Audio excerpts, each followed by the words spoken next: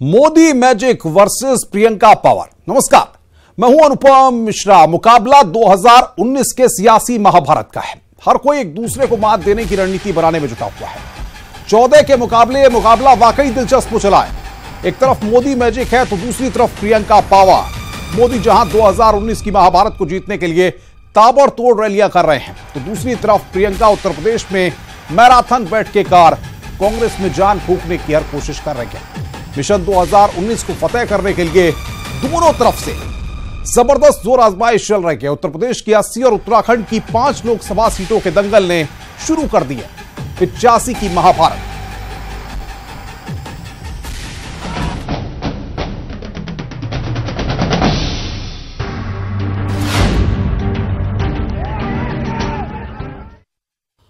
कांग्रेस ने लोकसभा चुनावों के लिए प्रियंका गांधी को अपना तुरुप का इक्का चल दिया है। प्रियंका गांधी भी जी जान से कांग्रेस में दोबारा जान फूंकने की कोशिश कर रही हैं, क्योंकि उत्तर प्रदेश में हाशिए पर चली गई कांग्रेस के लिए प्रियंका की रणनीति कितनी सटीक होगी, कितनी कारगर होगी, इस रिपोर्ट में आप देखिए।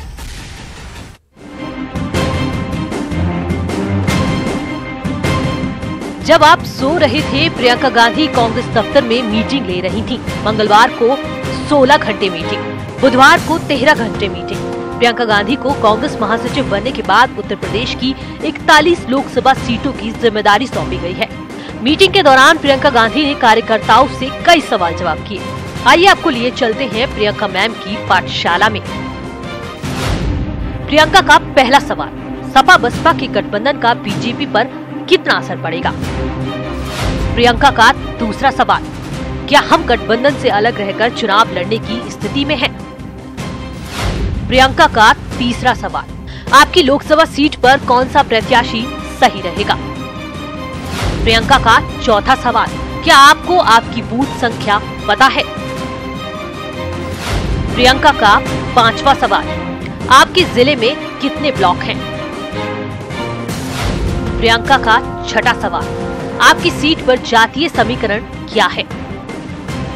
प्रियंका का सातवां सवाल, आपके जिले में सबसे ज्यादा किस जाति के लोग हैं। प्रियंका का आठवां सवाल, आपके बूथ पर कांग्रेस को आखिर चुनाव में कितने वोट मिले। प्रियंका का नौवां सवाल, आपके क्षेत्र में महिला विंग कितनी एक्टिव है।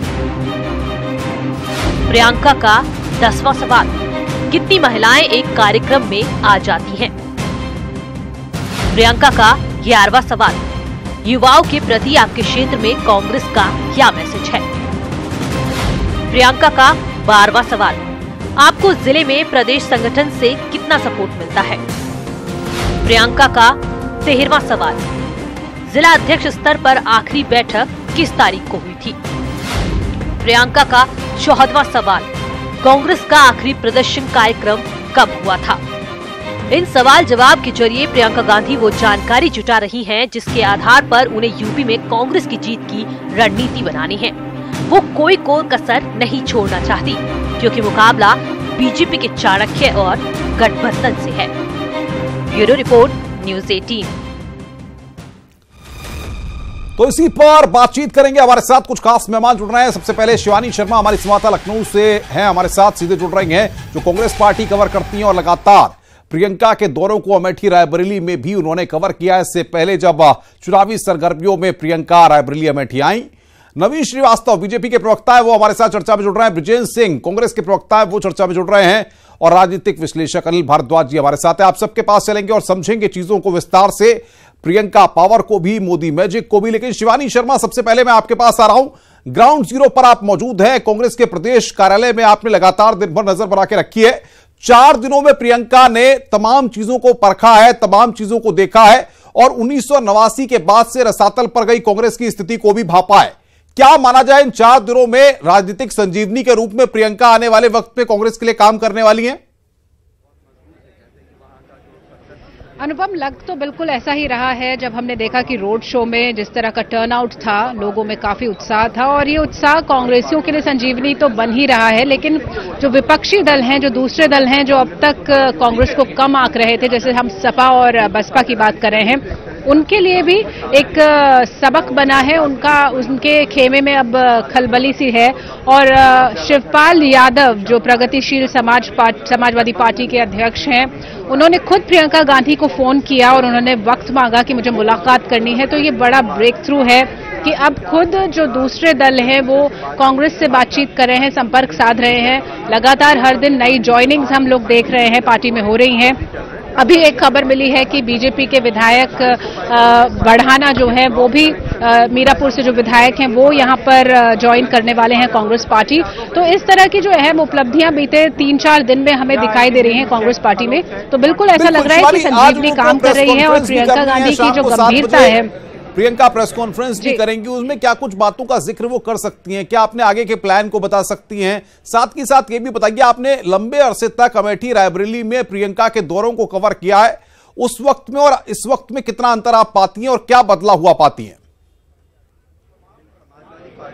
बिल्कुल, प्रेस कॉन्फ्रेंस की बात आप सही कह रहे हैं कि पहले ये शेड्यूल थी 4 बजे के लिए, लेकिन फिर इसे 7 बजे के लिए रीशेड्यूल कर दिया गया। अब 7 बजे प्रियंका गांधी यहाँ पे प्रेस से मुलाकात करेंगे और उसी के इंतजार में यहाँ सभी मीडियाकर्मी, देश भर से मीडियाकर्मी मौजूद हैं। और रायबरेली और अमेठी की जहां तक हम बात कर रहे हैं, जब हम पहले भी जाते थे लोग लगातार याद करते थे प्रियंका गांधी को, क्योंकि राहुल गांधी तो आते थे लेकिन हमेशा से प्रियंका की एक डिमांड हमने देखा कि रायबरेली और अमेठी में रही, क्योंकि एक भावनात्मक जुड़ाव वहां के लोगों में प्रियंका को लेकर जो है, शायद उनमें छवि दिखाई देती है इंदिरा गांधी की, ये भी एक बड़ी वजह है।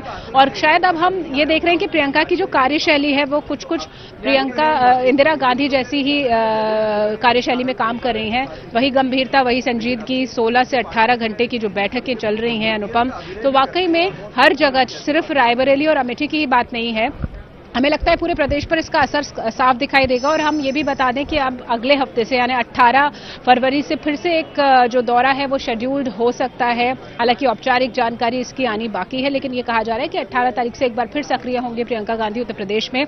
अपने प्रभार के जनपदों में वो जाएंगी और रायबरेली और अमेठी के अलावा जो दूसरी जगह है, जो पूर्वी उत्तर प्रदेश का प्रभार उनके पास है, जहां पर पार्टी को वाकई में जरूरत है, चुनौतीपूर्ण स्थिति में है पार्टी, वहां पर लगातार लोगों से जुड़ेंगी। तो एक बदलाव यहां पर दिखाई दे रहा है। और जो कार्यकर्ता है, जो जमीनी कार्यकर्ता है, उनका भी यही कहना है कि लेकिन बात यहां पर समझाने की आप कोशिश करिए। देखिए, फेस आइकॉन होना शिवानी अलग बात है, आप अपने चेहरे को लेकर के लोगों के बीच में जाएं, एक लोकप्रियता हासिल कर लें, वो बात समझ में आती है। लेकिन इन सब चीजों से चुनाव नहीं जीता जाता, इन सब चीजों से आंकड़ोंबाजी के खेल को नहीं पलटा जाता। आखिर प्रियंका के पास वो पावर क्या है जिसके चलते वो 2019 के लोकसभा चुनाव में बहुत बड़ा तख्ता पलट कर सकती हैं?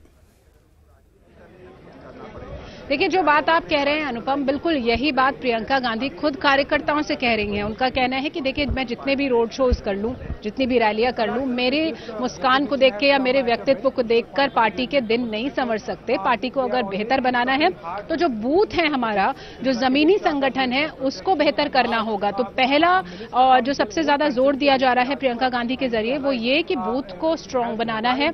जमीनी कार्यकर्ताओं से अपील की जा रही है लगातार कि वो खुद को बेहतर बनाए, सक्रिय बनाए, लोगों से उनका जुड़ाव बेहतर हो सके। और दूसरी बहुत अहम बात यहाँ पर प्रियंका गांधी अपनी रणनीति के तहत ये रख रही हैं कि वो जो संगठन है उसको स्ट्रीमलाइन करना चाहती है। जो उत्तर प्रदेश का संगठन है, जो जंबो साइज है उसका, बहुत सारे नेता हैं, बहुत सारे लोगों को यहाँ पर दायित्व दिए गए हैं, लेकिन जो उसकी धार है उसको और बेहतर करने के लिए उसको स्ट्रीमलाइन किया जाएगा, ये बताया जा रहा है आने वाले दिनों में। तो ये एक बहुत बड़ा स्टेप हो सकता है कि प्रियंका की पावर की आप बात कर रही हैं, किस तरीके का मैसेज वो कार्यकर्ताओं को और नेताओं को, कांग्रेस को दे रही हैं, ये यहां पर अब सोचने वाली बात है कि प्रियंका जाहिर तौर पर जिस तरीके से सक्रिय है, 85 की महाभारत है, उत्तराखंड की 5 और उत्तर प्रदेश की 80 लोकसभा सीटों का यह दंगल यहां पर यह दर्शा रहा है कि किस तरीके से राजनीतिक सरगर्मियां एकाएक काफी बढ़ गई हैं। नवीन श्रीवास्तव बीजेपी के प्रवक्ता हमारे साथ हैं, ब्रजेंद्र सिंह कांग्रेस के प्रवक्ता हैं और साथ के साथ अनिल भारद्वाज राजनीतिक विश्लेषक हमारे साथ चर्चा में जुड़ रहे हैं।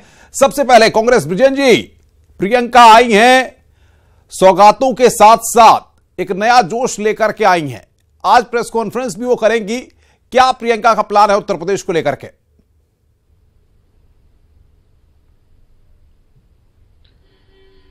निश्चित तौर पर कांग्रेस कार्यकर्ताओं के अंदर असीम ऊर्जा आई है, क्योंकि हमारी जो आदरणीय महासचिव हैं श्रीमती प्रियंका गांधी वाड्रा जी, और आदरणीय ज्योतिरादित्य सिंधिया जी, दोनों लोग युवा हैं और पीपुल कनेक्ट मतलब जनता से जुड़ने की अद्भुत कला है दोनों लोगों के अंदर।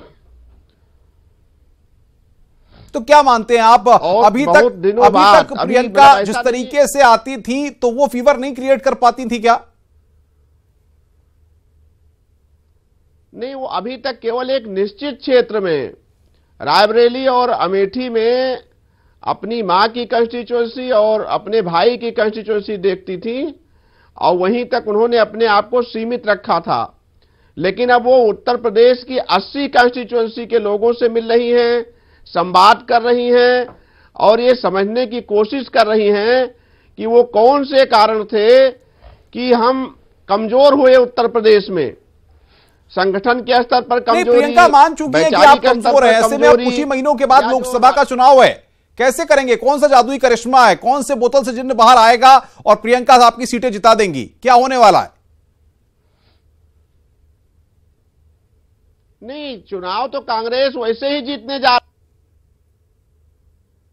जी ब्रिजेन जी बोलिए। वैसे ही जीतने जा रही थी क्योंकि जो युवाओं के साथ, किसानों के साथ और देश के जनता के साथ सबसे बड़ा, और जो लड़ाई निरंतर आदरणीय राहुल गांधी जी लड़ रहे थे, चाहे वो किसानों की दुर्दशा की लड़ाई हो, चाहे वो बेरोजगारी की लड़ाई रही हो, तो इन सब चीजों को लेकर के, और जो चाहे संस्थाओं का जो क्षरण हो रहा था, चाहे सीबीआई रही हो, आरबीआई रही हो, ईडी। नवीन जी का एक रिएक्शन लेते हैं। नवीन जी, मोदी मैजिक फेल हो जाएगा ऐसा कांग्रेस आरोप लगा रही है, प्रियंका का जादू चलेगा, क्या मानते हैं आप? प्रियंका के आने से कुछ घबराहट है, कुछ बेचैनी है आपके अंदर? अनुपम जी देखिए, प्रियंका जी राजनीति में आई है, कोई भी व्यक्ति राजनीति में आया हम उसका स्वागत करेंगे अगर अच्छे खुले दिल दिमाग से समाज की सेवा के लिए आ रहा है। लेकिन कोई व्यक्ति सिर्फ अपने परिवार को, अपने भाई को बचाने के लिए राजनीति में आ रहा है तो उसको जनता देख रही है। रही बात जिस प्रकार से हमारे कांग्रेस के प्रवक्ता मित्र भी कह रहे हैं, और जिस दिन से प्रियंका जी उत्तर प्रदेश की धरती पे आई हैं, लगातार जिस प्रकार से नारे चल रहे हैं कि प्रियंका जी आई हैं, नई रोशनी लाई हैं, या अभी बातचीत में भी जिस प्रकार से वो लोगों से कनेक्ट हो रही है सारी चीजें, अमित शाह जी को लेकर के, नहीं वही मैं कह रहा हूं। यहां एक चीज तो तय हो गई कि राहुल जी फेल हो चुके हैं। राहुल जी के नेतृत्व में कांग्रेस अंधकार युग में चली गई थी ताकि प्रियंका जी आए और उसको रोशनी के युग में ला रही हैं। और पीपुल से कनेक्ट नवीन जी जो आरोप लगा रहे हैं, क्या ये बात सही है? राहुल गांधी नहीं कर पाए थे, तो निश्चित रूप से नहीं, आप ये तो मैं नहीं कह रहा हूं, ये तो इन लोगों के जो बयान है, इसलिए प्रियंका को लाए कांग्रेस के कार्यकर्ताओं ने जिस पर भारतीय जनता पार्टी निश्चित रूप से क्या ये कहना चाहते हैं कि आखिर ये नारे क्यों लग रहे हैं कि प्रियंका जी आई हैं, नई रोशनी लाई हैं? इसका मतलब है कि आपका अब तक का जो नेतृत्व था वह कहीं न कहीं बिल्कुल फेल था। कांग्रेस को आप नेस्तनाबूद कर दिया था, अंधकार युग में ले गया था। आज प्रियंका जी के आने से अगर कार्यकर्ता, बिल्कुल मैं रोकूंगा, अनिल भारद्वाज का एक रिएक्शन में चाहता हूं। अनिल भारद्वाज जी, उत्तर प्रदेश की राजनीति को आप देख रहे हैं, भांप रहे हैं, 2014 देखा, 2017 देखा और अब 2019 है। प्रियंका भी आई हैं, मोदी मैजिक भी चल रहा है। क्या लगता है इस बार के राजनीतिक माहौल में मुकाबला कैसे होने जा रहा है?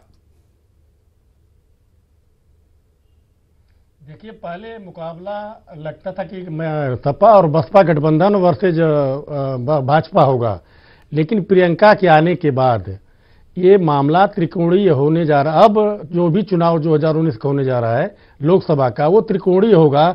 इसके साथ ही जो मुलायम सिंह का बयान कल लोकसभा में था, उसकी वजह से कांग्रेस को फायदा होने जा रहा है, और वो फायदा इस वजह से होगा कि मुस्लिम सीधे कांग्रेस की तरफ डाइवर्ट होने की शंका जताई जा रही है। और एक तरह से तमाम लोग जो लिखने वाले पत्रकार हैं, मुस्लिम पत्रकार हैं, वो लिख भी रहे हैं। तो ये माना जा रहा है कि अगर झुकाव इधर होगा, दूसरा शिवपाल भी आ रहे हैं, तो कुल मिलाकर के मामला जो दो सीधी सीधे दो लोग गठबंधन और बसपा के बीच, सपा के बीच, भाजपा के बीच दिखाई दे रहा था, अब त्रिकोणीय हो गया है ये मुकाबला निश्चित रूप से। जिस प्रियंका की पावर की बात हो रही है, प्रियंका खुद कहती है कि कांग्रेस की स्थिति ठीक नहीं है, कांग्रेस का संगठन मजबूत नहीं है, तमाम कार्यकर्ताओं से जो सवालात कर रही हैं उसमें भी स्थिति ठीक नहीं है। ऐसे में कैसे स्थिति मजबूत मानेंगे आप? देखिए, कांग्रेस की स्थिति अभी अगर देखा जाए तो संगठनात्मक रूप से मजबूत नहीं है, कतई नहीं है। कांग्रेस में नेता हैं, कार्यकर्ता नहीं हैं। लेकिन प्रियंका के आने के बाद जो स्थिति बनी है और जिस तरीके से लोग आ रहे हैं, और मुलायम सिंह, मैंने इसलिए जोड़ा कि मुलायम सिंह का बयान काफी फायदा करेगा भाजपा और कांग्रेस दोनों को, क्योंकि मुस्लिम मत कांग्रेस की तरफ आ रहा है। जब रुझान बढ़ेगी तो जाहिर सी बात है फाइट बढ़ेगी। इसलिए मैं बता रहा हूं कि प्रियंका के आने से इतना फायदा हुआ है। वक्त बताएगा कि आखिर किस तरह की परिदृश्य में चीजें देखने को मिलती हैं। आपका बहुत बहुत शुक्रिया नवीन जी, आपका भी, ब्रिजेश जी आपका भी, और शिवानी का भी बहुत बहुत शुक्रिया। वो दिन वहां पर नजर बनाए हुए उन्होंने हमें अपडेट्स वहां से दिए। आप सबका बहुत बहुत शुक्रिया। तो कांग्रेस का प्रियंका पावर जिस तरीके से मैराथन बैठ के यहां पर प्रियंका कर रही हैं, अब देखना यह होगा कि इन सब के बाद उत्तर प्रदेश के राजनीतिक माहौल में आने वाले वक्त में और क्या कुछ देखने को मिलता है।